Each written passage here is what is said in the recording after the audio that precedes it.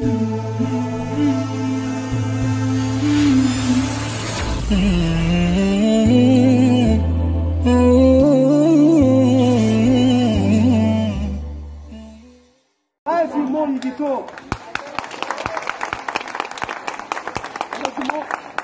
کشیدیم با اونا جوستیم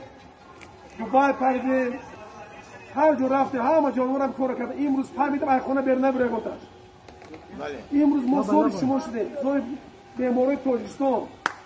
خارجی میرفتیم دیگه نمیرفتیم امروز ما فهمیدیم که شما کی هستید چی خدمت ها میکنید از هر یک توزیع شما واسه دور هر یک سالیم ما باید بود دیگه میگم که همتون سلامت باشه زنده باشه برای همون انشاءالله خدا خواهد نصیب باشد ما امروز وعده میتونیم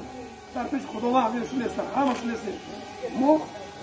کم شما خبر میگیریم بیمارستان شهر بیچاره است ما همه من وعده گرفتم سلامت باشه